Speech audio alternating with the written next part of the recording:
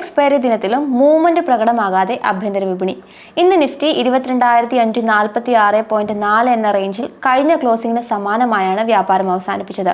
വ്യാപാരത്തിന്റെ തുടക്കത്തിൽ 22,613 എന്ന ലെവലിലെത്തിയെങ്കിലും പിന്നീട് ത്രൂ ഔട്ട് സെഷൻ ഫ്ലാറ്റ് ആയി തന്നെ തുടർന്നു. RBI റിസ്ക് വെയിറ്റേജിൽ ഇളവ് വരുത്തിയത് മൂലം ശ്രീറാം ഫിനാൻസ്, ബജാജ് ഫിനാൻസ് ഓഹരികൾ ടോപ്പ് ഗെയിനേഴ്സായി. അൾട്രാടെക് ഓഹരിയാണ് ഏറ്റവും അധികം ഇടിഞ്ഞത്. ട്രെൻഡ്, BPCL ഓഹരികളിലും ഇടിവ് പ്രകടമായി. ബാങ്ക് നിഫ്റ്റി ഇന്ന് 274.3 പോയിന്റ് നേട്ടം രേഖപ്പെടുത്തി. AU ബാങ്ക് ആണ് ഏറ്റവും അധികം മുന്നേറിയത്.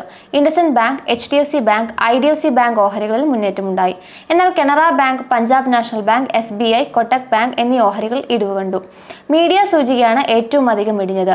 3% നഷ്ടം രേഖപ്പെടുത്തി. റിയൽറ്റി സൂചിയും 1% ഇടിഞ്ഞു. IT സൂചിക 6ാം ദിനവും നഷ്ടത്തിൽ അവസാനിച്ചു.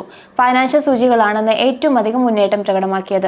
ബ്രോഡർ മാർക്കറ്റിൽ ഇടിവ് തന്നെയാണ് രേഖപ്പെടുത്തിയത്. സ്മോൾ ഫിനാൻസ് ബാങ്കുകളിൽ ശക്തമായ മുന്നേറ്റം കണ്ടിരുന്നു. സ്മോൾ ക്യാപ് സൂചികയിൽ RR കേബിളിന് പുറമെ ഐനോക്സ് വിൻ, PVR ഓഹരികളിലും കനത്ത വിൽപ്പനാ സമ്മർദ്ദം നേരിട്ടു. മിഡ് ക്യാപ്പിൽ പോളിക്യാബ് ഓഹരിക്കാണ് ഏറ്റവും അധികം ഇടിവ് കണ്ടത്. RBI റിസ്ക് വെയിറ്റേജ് നോംസ് കുറച്ചതിന് പിന്നാലെ ഇന്ന് ബാങ്കിംഗ് ഫിനാൻസ് ഓഹരികളിൽ മുന്നേറ്റം രേഖപ്പെടുത്തി. ഇൻഡസ്ഇൻഡ് ബാങ്ക്, ബന്ധൻ ബാങ്ക് ഓഹരികൾ ഉയർന്നു. ബന്ധൻ ബാങ്ക് 7.8% വർദ്ധിച്ചു. ഇൻഡസ്ഇൻഡ് ബാങ്ക് 1.7% മുന്നേറ്റമാണ് രേഖപ്പെടുത്തിയത്. ബജാജ് ഫിനാൻസ് ഓഹരികളിലും 2.4% മുന്നേറ്റം രേഖപ്പെടുത്തി. ക്രെഡിറ്റ് ആക്സിസ് ഗ്രാമീൺ ബാങ്ക് ഓഹരികളാണ് ഏറ്റവും അധികം നേട്ടം രേഖപ്പെടുത്തിയത്. ഓഹരി 16% ഇൻട്രാഡേയിൽ ഉയർന്നു.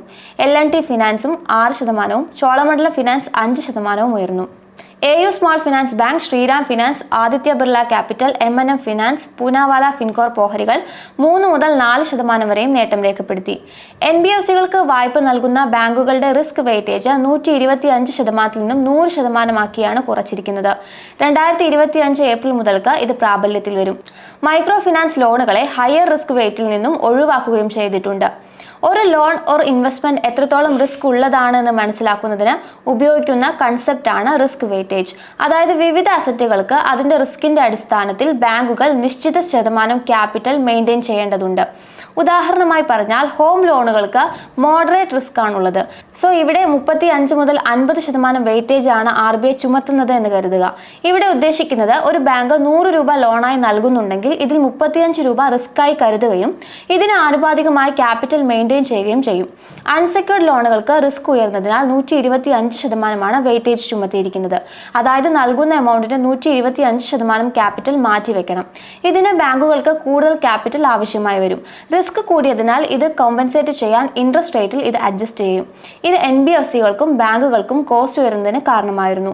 2023 റിസ്ക് വെയിറ്റേജ് RBI ഉയർത്തിയത്. ഈ നോംസ് ആണ് ഇപ്പോൾ അയവ് വരുത്തിയിരിക്കുന്നത്. ഇന്ന് വയേഴ്സ് ആൻഡ് കേബിൾസ് കമ്പനികൾ കനത്ത നഷ്ടം നേരിട്ടു. Polycab India, Havells India, KEI industries, Finolex cables, RR cable എന്നീ കമ്പനികളുടെ വിപണി മൂല്യത്തിൽ 31,000 കോടി രൂപയുടെ ഇടിവാണ് ഇന്ന് നേരിട്ടത്.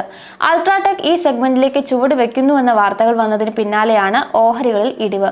അൾട്രാടെക് ഓഹരികൾ 4% നഷ്ടത്തിലാണ് വ്യാപാരം അവസാനിപ്പിച്ചത്. Polycab, KEI industries, RR cable ഓഹരികൾ 18 മുതൽ 20% വരെ ഇടിഞ്ഞു. ഫിനോലെക്സ്, ഹാവൽസ് ഓഹരികൾക്ക് 6% നഷ്ടമാണ് കണ്ടത്.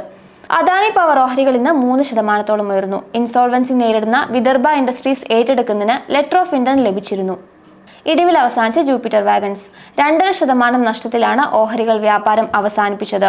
കമ്പനിയുടെ സബ്സിഡിയറിക്ക് 255 കോടി രൂപയുടെ ഓർഡർ ലഭിച്ചുവെന്ന് കമ്പനി എക്സ്ചേഞ്ചിൽ അറിയിച്ചിരുന്നു.